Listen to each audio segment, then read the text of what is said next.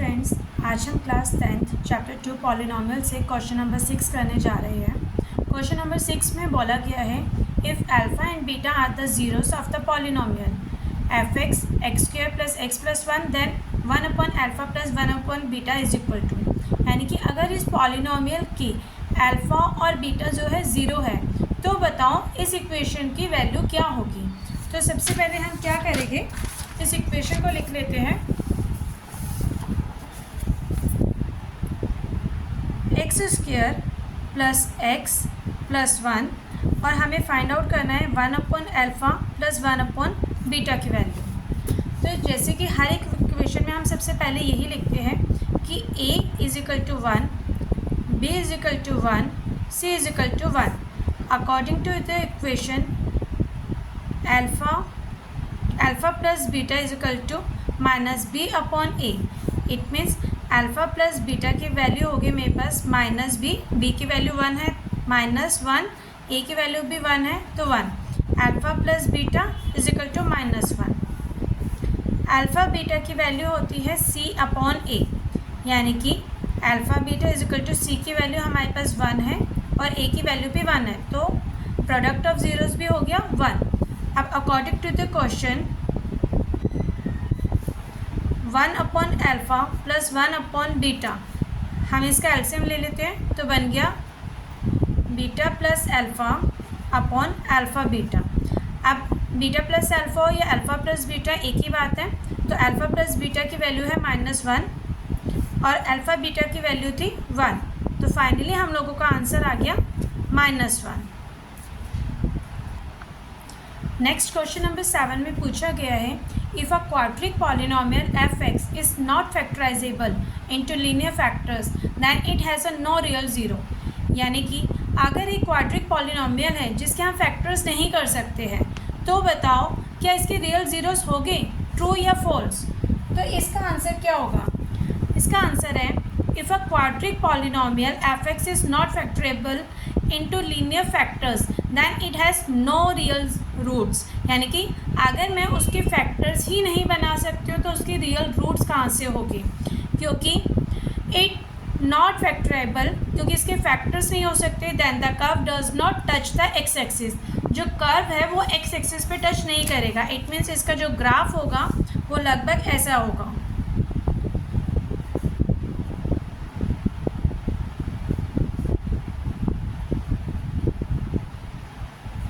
इसका जो ग्राफ होगा जो ऐसा होगा या फिर ऐसा होगा, जो एक्स एक्सिस से टच ही नहीं करेगा। क्वेश्चन नंबर 8, इसमें हमें बोला गया है if a quadratic polynomial F x is a square of a linear polynomial then it two zeros are coincident. अगर क्वाड्रिक पॉलिनोमियल की लीनियर पॉलिनोमियल का स्क्वायर है तो बताओ क्या जो इसके ज़ीरोस है वो कॉन्सिडेंट होंगे, ट्रू या फॉल्स। तो इसका आंसर आएगा ट्रू। हाँ, उसके जो है ज़ीरोस जो होंगे कॉन्सिडेंट होंगे।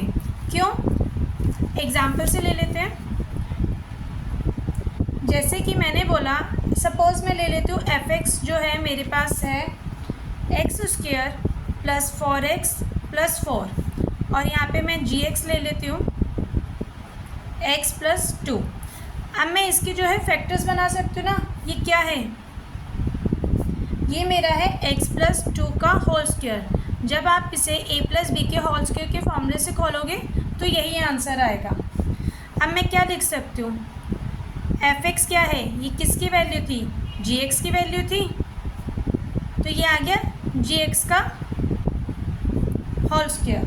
तो मेरे यहाँ पे x की वैल्यू क्या बन रही है, x plus 2 is equal to 0, तो x की वैल्यू आई -2। तो अब मैं कह सकती हूँ कि हाँ this statement is true. It means it is a true statement.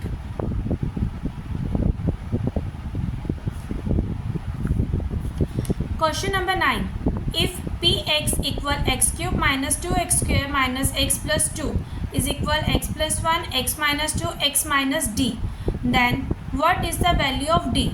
उन्होंने बोला है अगर px ये है और इक्वल में ये दिया है, तो मुझसे पूछा गया है कि डी की वैल्यू क्या होगी। तो इसे हम कैसे करते हैं, सबसे पहले स्टेटमेंट को कॉपी कर लेते हैं। यहाँ पे हम क्या करते हैं, सबसे पहले let put the value of x is equal to 1। x की जगह पे हम 1 पुट कर लेते हैं, सॉरी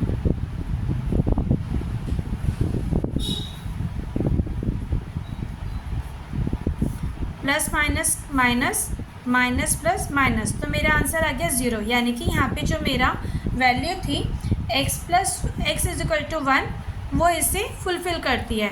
तो यानी कि मेरे एक फैक्टर तो यही बन गया, x minus 1 is equal to 0। अब हम क्या करेंगे, इस पूरी स्टेटमेंट को इसके साथ डिवाइड कर लेते हैं। अब मुझे क्या चाहिए, यहाँ पे फर्स्ट डिजिट है मेरी एक्स क्यूब, तो मैं ऐसे ही नंबर से चाहूँगी कि डिवाइड हो जाए।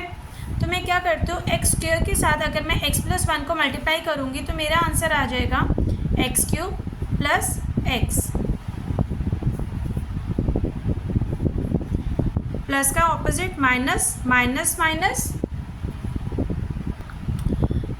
सॉरी x माइनस 1 था ना, तो हम x माइनस 1 के साथ डिवाइड करते हैं।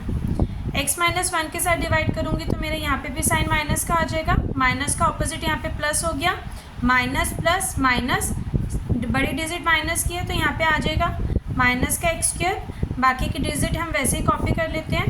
अब x माइनस 1 को मैं किसके साथ मल्टीप्लाई करूँ कि एक्स स्क्वायर आ जाए, ऑब्वियस है, मैं माइनस एक्स के साथ मल्टीप्लाई कर लेती हूँ, तो मेरे पास आंसर आ जाएगा minus x square plus x, minus का ऑपोजिट यहाँ पे आ गया प्लस, तो ये तो कट गए, प्लस का opposite minus, minus minus plus, तो यहाँ पे आ जाएगा minus 2x plus 2।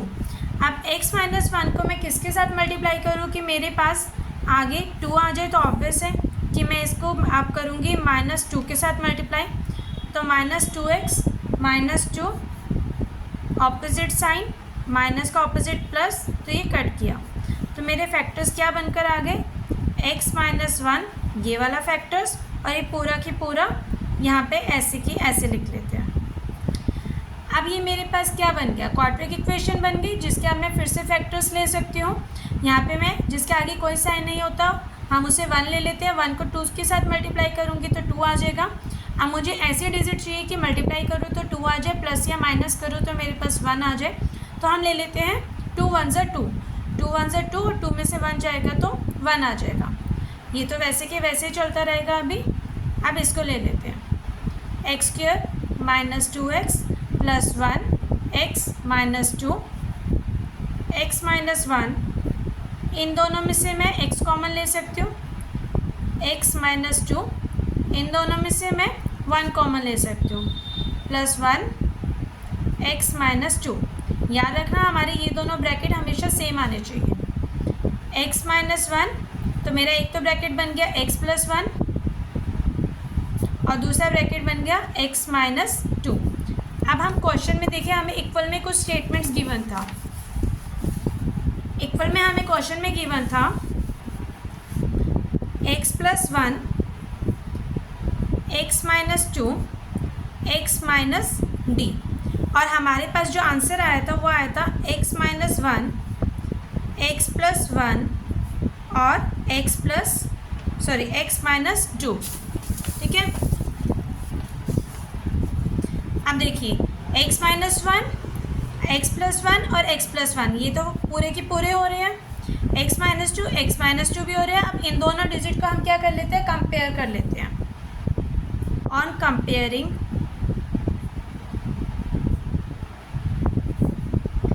x minus d is equal to x minus 1, तो यहाँ पे मेरा x से x कैंसिल हो जाएगा, तो d की वैल्यू क्या आ जाएगी, माइनस से माइनस कैंसिल, तो d की वैल्यू आ गई 1।